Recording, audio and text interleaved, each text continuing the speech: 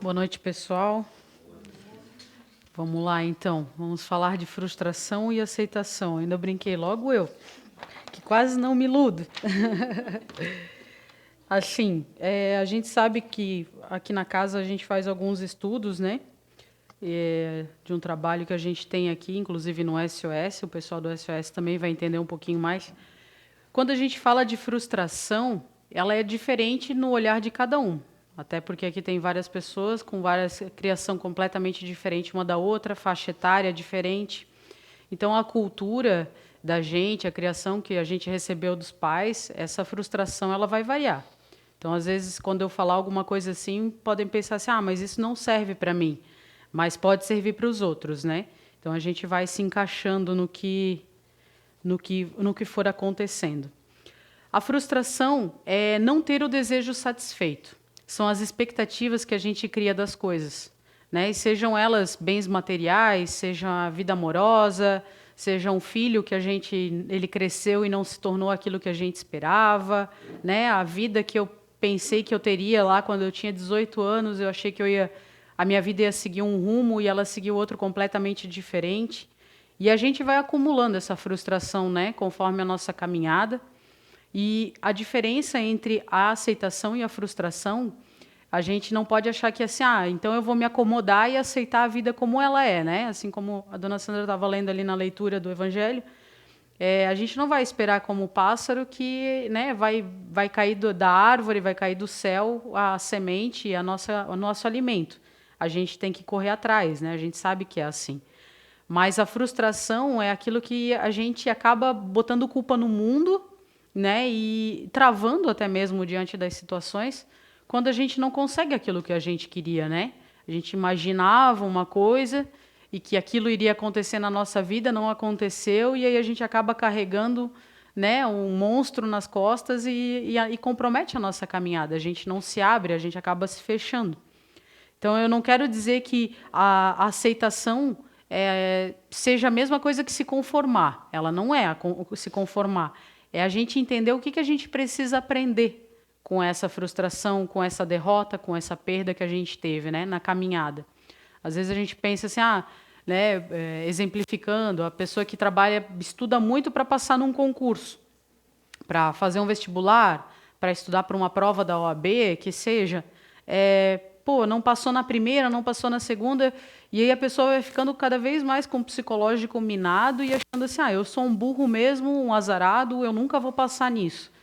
Mas ali tu está passando por uma dificuldade em que não engloba só você, né? Muitas vezes essas provas elas têm um direcionamento de né, um grau de dificuldade e você está lidando às vezes com um concurso em que você está lidando com uma vaga, estão concorrendo 4, 5 mil pessoas, quando não mais. Então, essa frustração a gente acaba acumulando isso também, né? A gente fala até em acumular derrotas, né?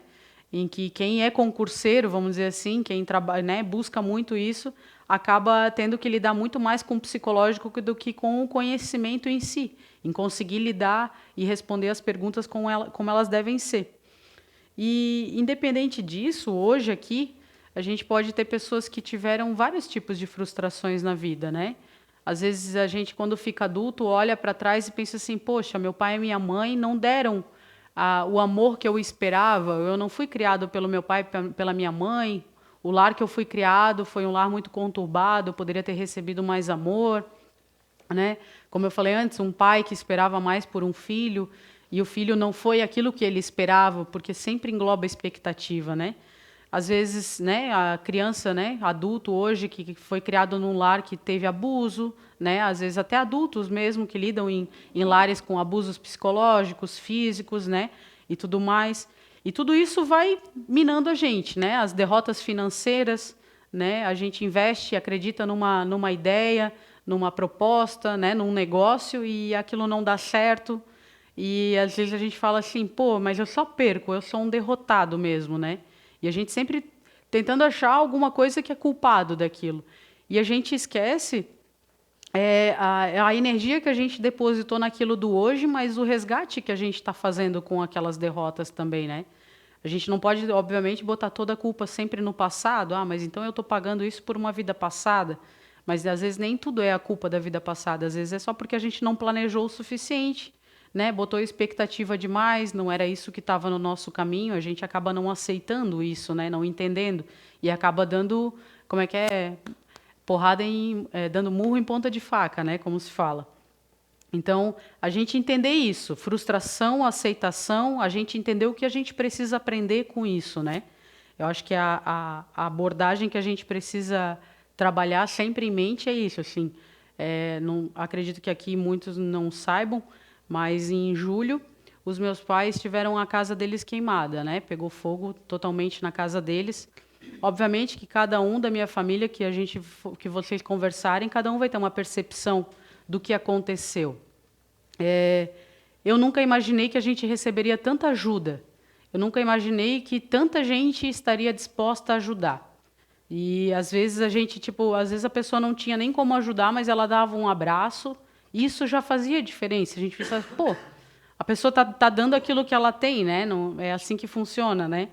E aí, passado agora aí, praticamente 2 meses do que aconteceu, as coisas ainda estão num processo, o que vai acontecer, o que vão fazer, vamos construir, vamos limpar o terreno, vamos vender. E a gente está nesse processo, mas eu falo que essa é a minha ótica, né? Não é a ótica do núcleo em que morava na casa eram meus pais, mas eu tento sempre olhar para isso realmente no que a gente tem que aprender com o que aconteceu. Então, o meu pai fez 75 anos, a minha mãe tem 71. Então, para eles que têm mais idade, essa aceitação ela é bem complexa. Entender que como que agora, no final da vida, como o meu pai costuma dizer, que ele acha que ele já está na hora extra, né? Como é que eu vou construir de novo? Como é que eu vou começar de novo? E aí o que eu converso muito com eles é nesse sentido. É o que a gente precisa aprender com isso que aconteceu. Qual é o grau de despreendimento que a gente tem que ter dos bens materiais e achar que só porque eu estou velho está tudo resolvido, nada vai me acontecer. E não vai acontecer. E aí essa questão toda é muito do que como a gente reage diante das situações, né? Do grau de rebeldia, de revolta contra Deus e o mundo e a culpa nos outros, mas entender assim, pô, mas qual é a minha tarefa no meio disso tudo, né? Como é que eu posso fazer para lidar com isso, no meu caso? Ajudar meus pais no que está acontecendo, minimamente orientar, porque às vezes também eles olham para a gente e pensam assim, pô, mas, né? Eu tenho 75 anos, o que eu vou ficar ouvindo uma guria de 30 e poucos, né? Uma pirralha que eu limpei a bunda, né? Literalmente. Mas a gente vai fazendo o nosso papel, cada um tentando amparar e ajudar de uma forma, mas o frustrar-se e aceitar a diferença cabal nisso, é a gente tentar entender o que a gente precisa aprender com isso, assim. Eu acho que eu tenho um grupo que eu faço parte na internet, onde né, são só mulheres, e sempre tem relatos das situações, né, da vida, do dia a dia delas. E uma delas, essa semana, compartilhou com a gente uma foto em que ela estava numa sala de aula dando de mamar para o bebezinho, e uma outra foto em que esse bebezinho já estava um pouquinho maior e estava nos pés da professora, numa sala de aula. Então, eu vou ler aqui para vocês o relato dela. Estava eu aqui mexendo no meu Face e vi essas fotos. Sabe quando você consegue lembrar exatamente das sensações do momento? Eu estava passando por um período muito difícil. O pai do meu filho foi embora.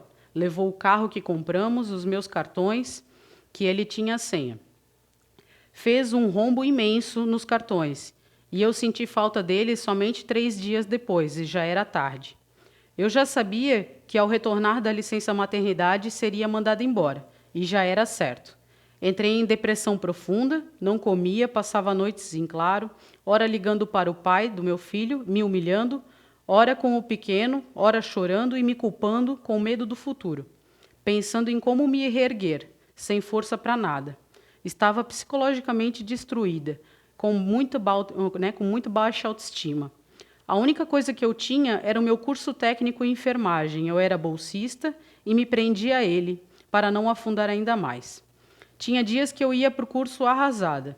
Não sabia que ele seria uma forma de... Eu sabia que lá seria a forma de modificar o meu futuro.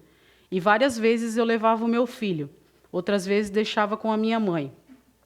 Sempre fui muito acolhida por todos da sala, que revezavam com o Arthur, que é o filhinho dela, no colo, para eu poder fazer uma prova ou um trabalho. Os primeiros passos dele foram na sala de aula, aos pés da minha professora, que é o que estava na foto. Hoje, já se foram 5 anos depois dessa primeira foto, e estou aos poucos dando a volta por cima. Consegui emprego, depois de muitos nãos por ser mãe solteira. Estou em uma empresa que há pouco mais de 1 ano já fui promovida, e as coisas estão indo bem.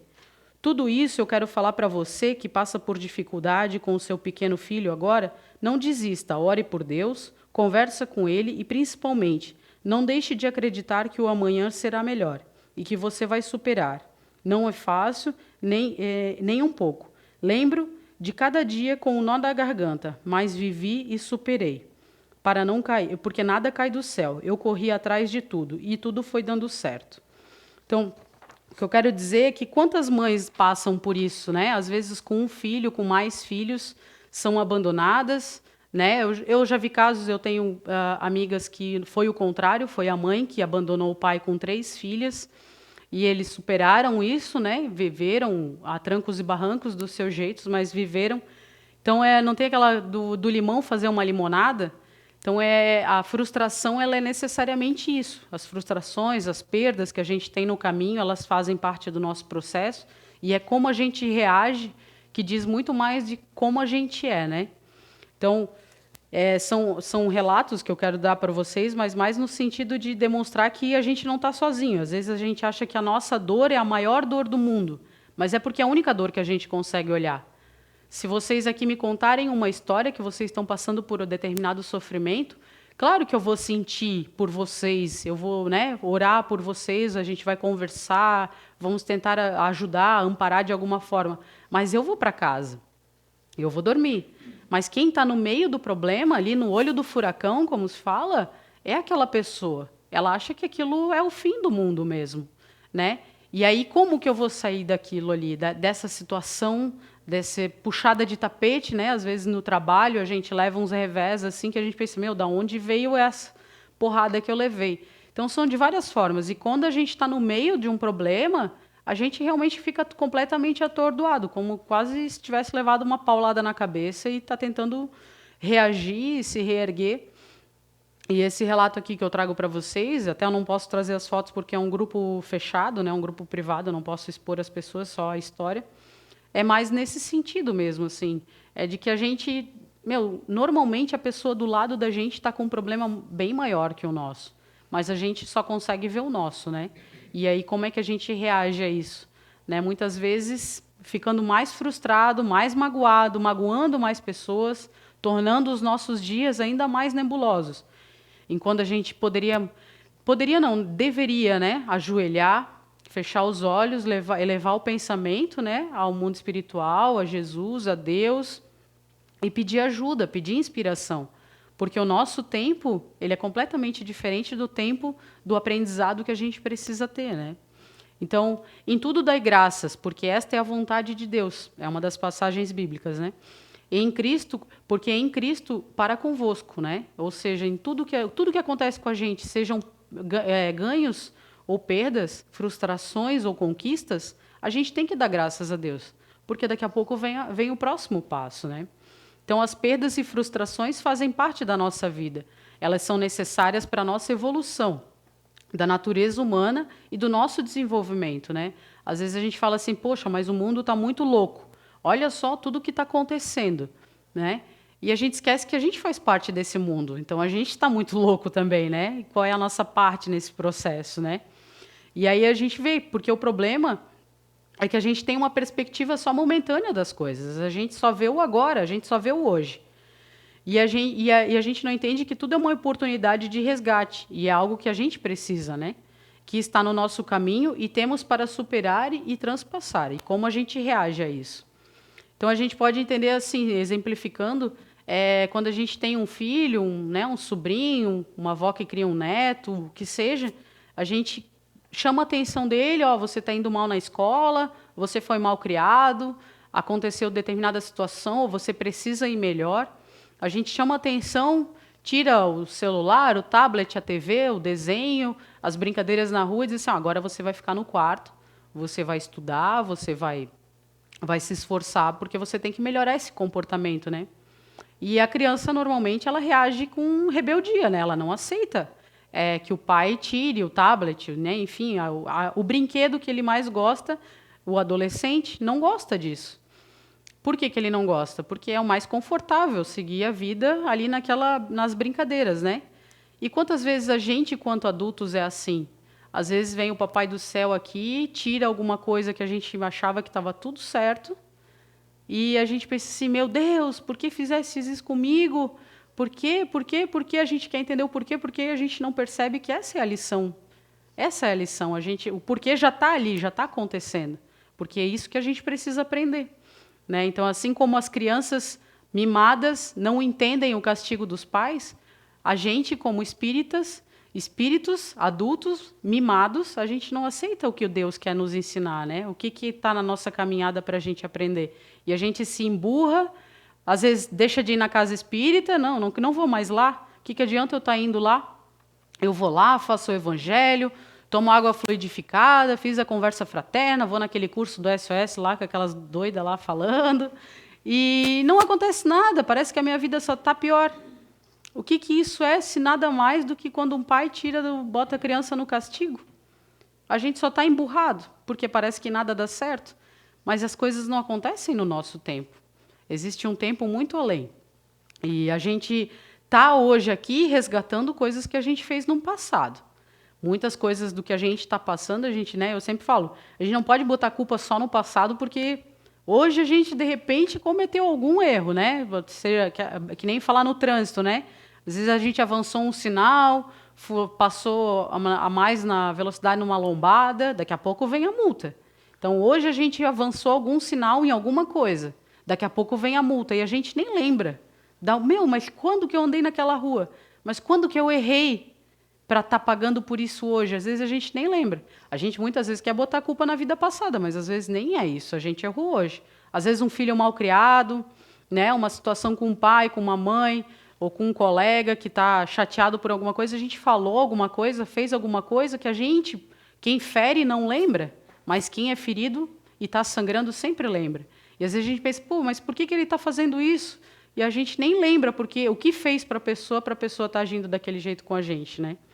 Mas é tudo porque a gente só vê o mundo sob os nossos olhos. A gente não consegue perceber o outro. Dificilmente tem pessoas que conseguem ver, né, o mundo e as situações de fora. A gente só vê do nosso jeito, com os nossos olhos, com os nossos dodóis e dores de cotovelo, né, com as nossas rebeldias diárias, mas a gente não percebe e demora para perceber que, poxa, eu tenho que aprender. Qual é a lição que eu tenho que aprender com isso aqui? Sabe, esse tropeço, essa pedra que eu tropecei hoje, como é que eu vou contornar isso para não tropeçar de novo, né? E enquanto a gente não aprender a lição vai se repetir e a gente não vai entender. E a reação nossa é que manda muito nesse sentido, né?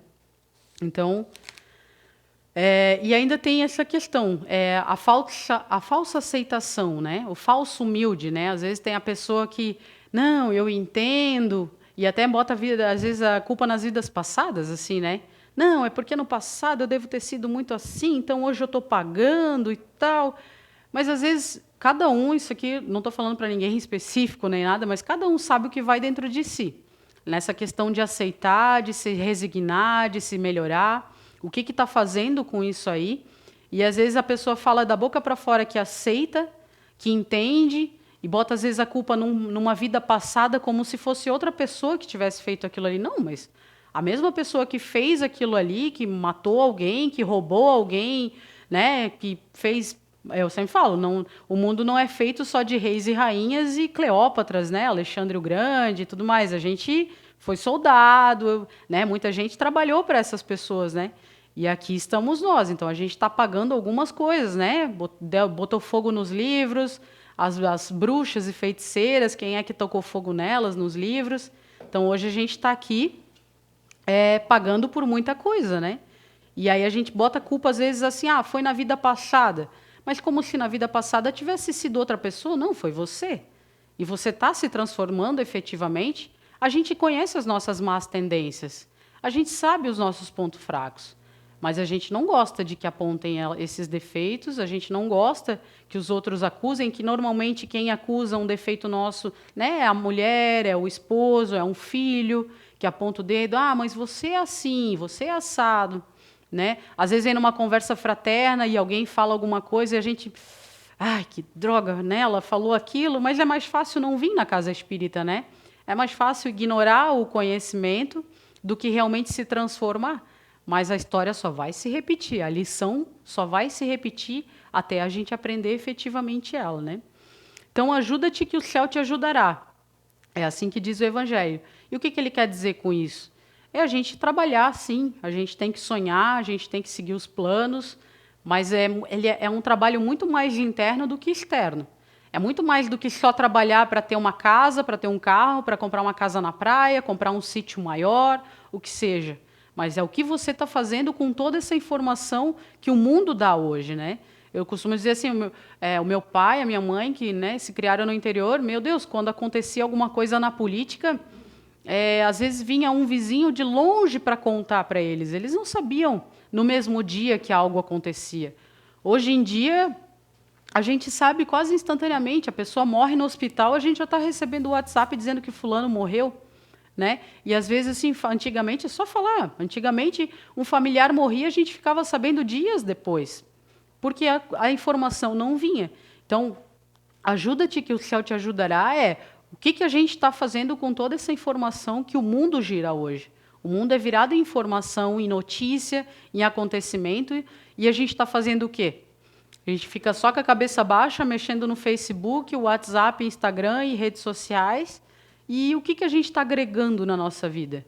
O que isso está transformando dentro da gente? Porque não adianta correr só atrás do dinheiro. O dinheiro parece que corre ainda mais da gente, né? Quando a gente fica correndo atrás do dinheiro. E a gente está se transformando de que forma? Né? Ou a gente, de repente, não sei, cada vez as pessoas estão tendo menos filhos, e aí será que a gente vai ter uma outra oportunidade aqui para nascer e tentar de novo? Refazer essa tarefa nossa, a gente vai ter essa oportunidade? Entendeu? Então, é questão da gente se questionar, se a gente não está perdendo tempo com coisas que não condizem, né? E aí, às vezes, a gente toma uma atitude. A partir de hoje, vou emagrecer, vou cortar os doces da minha vida. Ou vou dizer não para ela ou para ele que está incomodando, né? Aquele relacionamento que não dá certo, às vezes, ou aquele emprego que me faz muito mais mal do que bem. E várias situações na nossa vida que a gente precisa mudar e se transformar. Então, hoje, eu vou sair daqui dessa palestra e vou estar decidida a mudar algo na minha vida. E esse primeiro dia é o dia mais fácil e o mais feliz. A gente estufa o peito e diz assim, agora vai.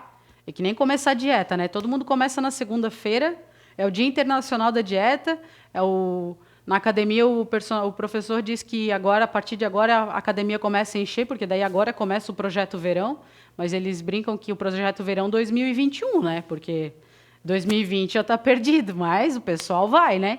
Então, hoje a gente sai daqui determinado, não, eu, pelo menos até o final do ano, vou ler o Livro dos Espíritos. Eu quero entender um pouco mais dessa filosofia, desse conhecimento, do que aquela menina está falando lá na frente. E aí, hoje a gente chega em casa, abre o livro, desliga a TV, desliga o rádio, vamos ler o livro. Primeira noite a gente está empolgado, começa a ler e tudo mais, daqui a pouco começa a dar umas pescadas e tal, puxa, amanhã eu tenho que acordar cedo, eu tenho que fazer isso, aquilo. Não, já comecei, hoje era o dia importante. Já fecha o livro e vai dormir. Legal? E amanhã?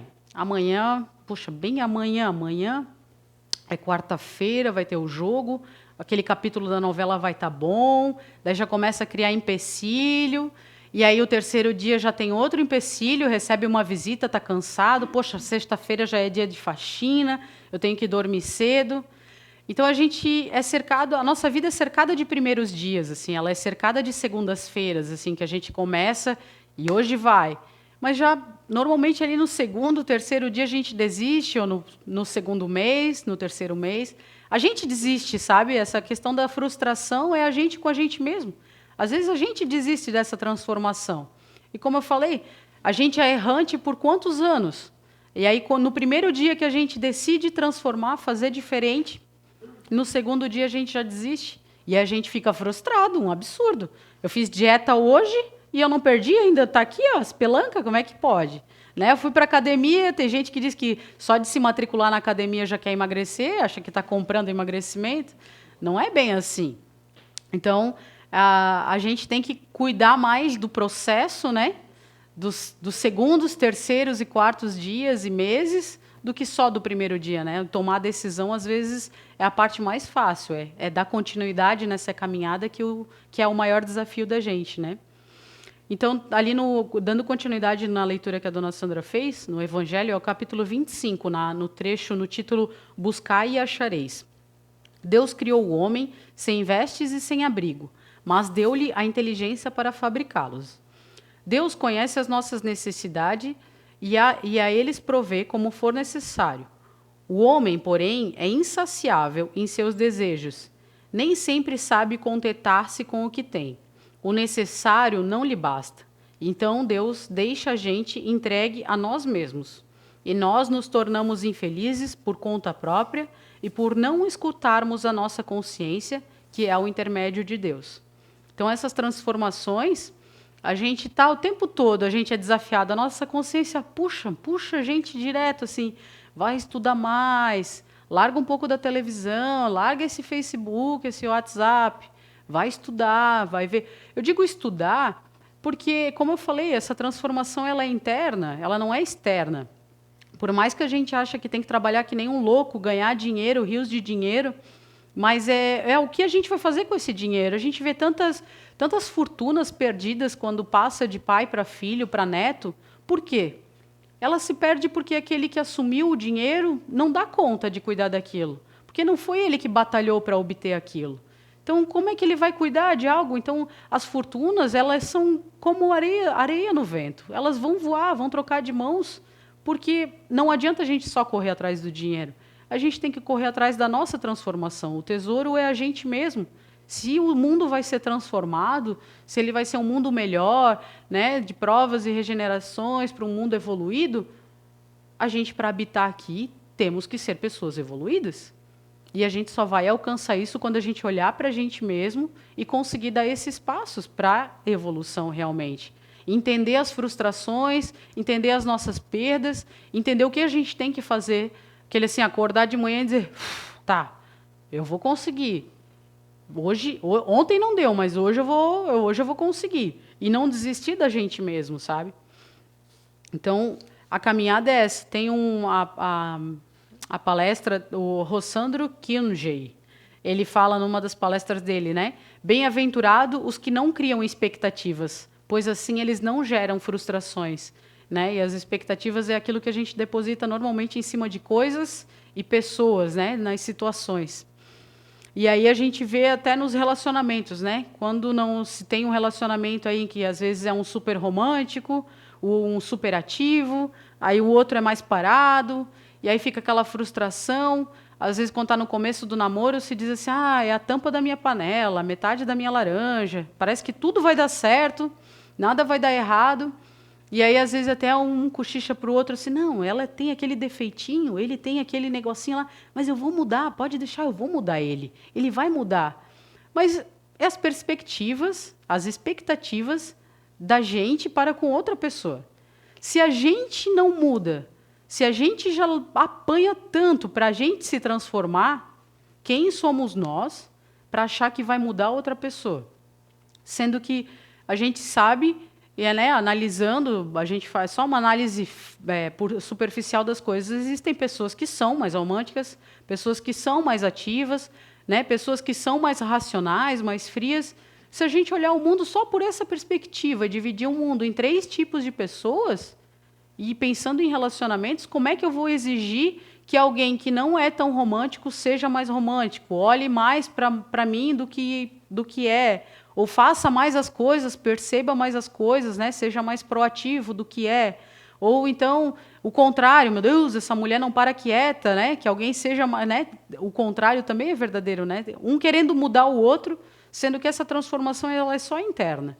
E às vezes não se conversa, se vive anos junto, achando que um vai mudar o outro, se brigando, criando mais mágoas, e acaba criando um muro de concreto altíssimo, né, num relacionamento, porque fica cada um criando um monte de expectativa, querendo mudar o outro, sendo que essas duas pessoas não se transformam. Elas não se mudam. E eu não digo mudar para só aceitar o outro, é mudar para ser melhor. Existem relacionamentos que não vale a pena, que eu digo, dá o pé na bunda, faz aquele acordo e vaza. Mas eu acho que tem relacionamentos em que, se as duas pessoas conversarem, né, acreditarem, é juntos que a gente faz esses relacionamentos darem certos. E às vezes é nas amizades, é um pai com um filho, né, a mãe com uma filha. Se a gente junto quiser fazer dar certo, a gente vai fazer dar certo. Por que às vezes a gente se dá muito melhor com um amigo, com uma amiga, com uma pessoa que não é do nosso sangue, e dentro de casa é só briga, é só porrada? Porque às vezes a gente é muito mais condescendente com quem é estranho do que quem está com a gente dentro de casa. Mas por que isso acontece? Vidas passadas e tudo mais. Ok, mas se a gente está dentro daquela casa com aquela família, é porque ali é a nossa escola, é ali que a gente tem para aprender. E o que a gente está fazendo com isso? Só renegando as pessoas com quem a gente tem que se harmonizar? E aí a gente só quer botar a culpa no passado. Porque ele deve ter sido meu inimigo no passado, botando sempre a culpa no passado como se fosse outra pessoa. Não, é você ali.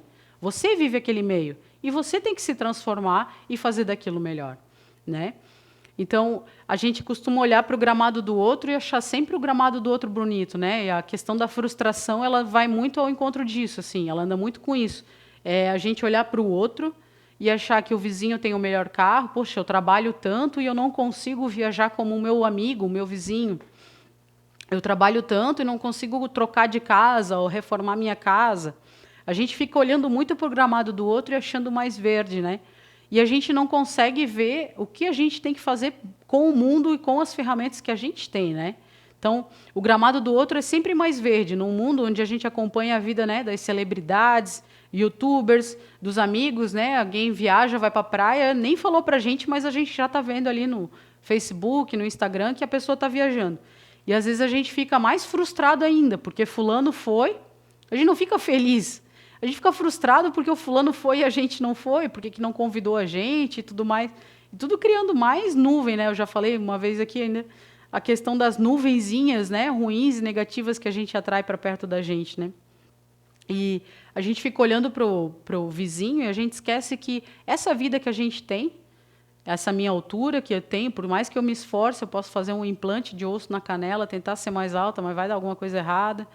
Já alisar cabelo, alongar cabelo, fazer o que for.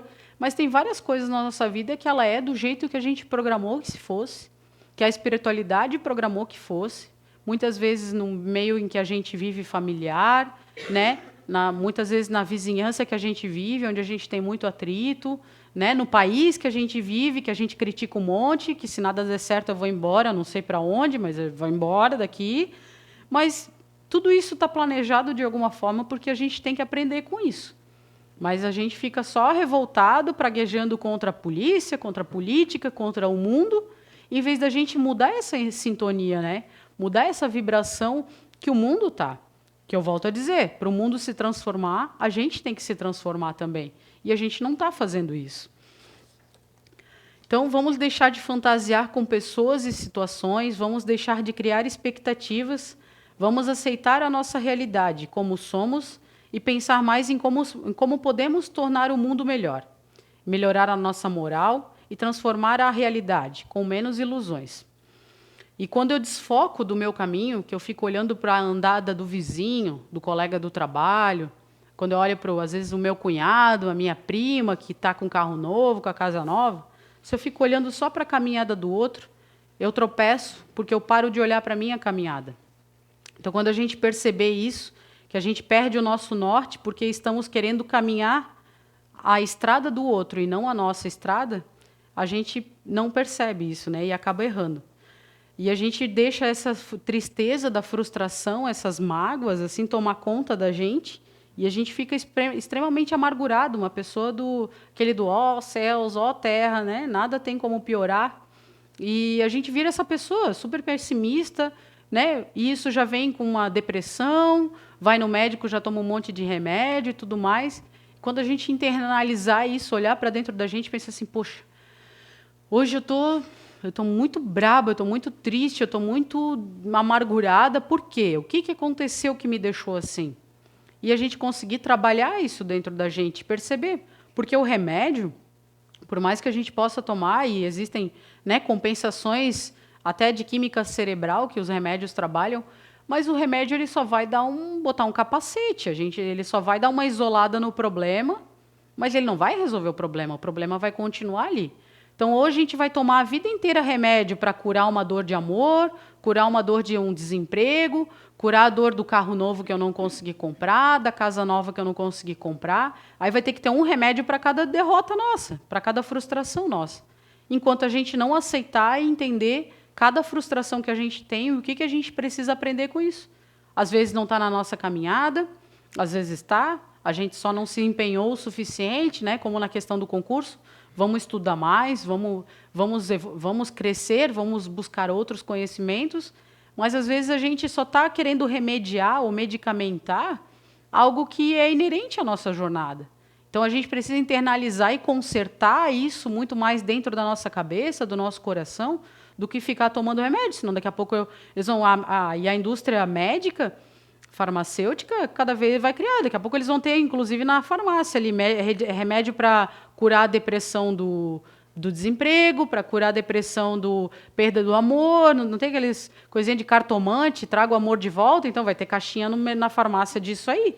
Porque a gente só está querendo mascarar determinadas situações em que a gente mesmo tem que entender, ver o que precisa aprender e como vai reagir e seguir em frente, né? Essa leitura que eu fiz inicialmente ali da mãe, ela poderia ter pensado num suicídio, ela poderia ter largado o filho dela com a mãe dela, ela poderia ter feito N coisas. E mesmo ela sangrando, tentando reerguer a vida dela com um monte de dívida e tudo mais, ela seguiu em frente para vencer a situação. Então, assim, se um monte de gente consegue vencer, a gente também vai conseguir vencer. Por mais que a gente ache que o nosso problema é o pior problema do mundo, é o maior problema do mundo, a gente vai conseguir vencer. Eu lembro bem que o dia que a minha irmã ligou falando do incêndio da casa dos meus pais, eu estava de pijama já, aí eu me arrumei bem rápido, e eu moro a uns 30 minutos assim, de distância da casa dos meus pais. E aí eu já estava chegando, aí falaram, tem muita rua, está fechada, tu não vai conseguir chegar e tal. E eu só pensava assim, eu só preciso ver a minha mãe e meu pai, eu só preciso ver a minha mãe e meu pai. E aí eu cheguei, eles já estavam na casa da minha irmã, que era a vizinha assim, deles, e eu me ajoelhei, abracei os dois e disse assim, a gente vai reconstruir, a gente vai se reerguer, a gente vai sair dessa. Porque eles com 70 e poucos anos, com 4 filhos, com netos e já com bisnetos, eles não estão sozinhos. Então, assim, se eles quiserem, e ainda de repente podem vir entrar numa depressão, qualquer coisa nesse sentido, mas eles não estão sozinhos. A gente até brinca que a gente chega a se brigar entre os filhos para eles ficarem nas nossas casas, né? Por mais, às vezes, ranzinza, birrento, que às vezes está um pai ou a mãe, mas a gente quer estar com eles. Eles não estão sozinhos nessa. E, às vezes, tem várias pessoas ao nosso redor querendo dar a mão, querendo ajudar a gente, uma irmã, um irmão, uma cunhada, um filho, uma filha, até, né, a esposa, o esposo, mas a gente está tão brabo, amargurado, sabe, desistindo de tudo, que a gente não olha para as pessoas que estão ao nosso redor querendo dar a mão. E a gente não aceita essa ajuda. E, às vezes, a gente está aqui rezando para Deus, pedindo ajuda, e a dona Sandra está aqui querendo me ajudar e eu não tenho a capacidade de olhar para o lado e ver que tem alguém querendo me ajudar. Está sofrendo tanto quanto eu, né? Ou está sofrendo junto comigo, mas ela quer me ajudar. E, às vezes, a gente não consegue dividir esse fardo, dividir essa dor. E até eu digo assim que, e se você não, a gente, né, aqui não consegue olhar para o lado e pedir ajuda, a gente aqui na casa tem o trabalho de conversa fraterna, é só marcar ali no finalzinho ali com a Dora, vamos conversar, vamos nos ajudar. A gente tem o curso do SOS, que é de 15 em 15 dias, né? Terminando a palestra, vai ter o nosso encontro de hoje. Então, assim, existe possibilidade da gente ter ajuda, de repente, alguém apontar um novo horizonte para a gente. É que muitas vezes a gente está tão bitolado nesses problemas e nessas frustrações, amarguras, que a gente não consegue ver ajuda próxima da gente, né? Então é como é como se estivéssemos andando no deserto sobre um sol escaldante e ainda vem as tempestades de areia, mas uma hora, um dia a gente vai encontrar o nosso oásis. A gente vai ficar com as cicatrizes, sim, mas ela é para nos tornar mais fortes e não mais amargos, né? E aí, estamos aqui porque já falhamos outras vezes. E Deus nos dá a oportunidade de acertar, né? Ele dá o cobertor conforme o frio. E é como a gente reage nessas situações que a gente mostra se a gente aprendeu a lição ou a gente vai ter que repetir. E estamos aqui muito mais para ajudar do que sermos ajudados. Se fomos errantes, estamos aqui para nos corrigirmos. Vamos ser melhores a cada dia. Eu acredito em vocês, a Casa Espírita está aqui para ajudar. Quem achar que está num problema absurdo, que acha que não tem solução, vamos tentar ajudar, vamos orar. Tem o Evangelho segundo o Espiritismo, tem a água fluidificada. Existem formas da gente ser ajudado e a gente é a luz do mundo. E o mundo só vai se transformar quando a gente se transformar também. E eu preciso de vocês para a gente se transformar junto e transformar esse mundo num mundo melhor. Era isso, gente. Muito obrigada, tá?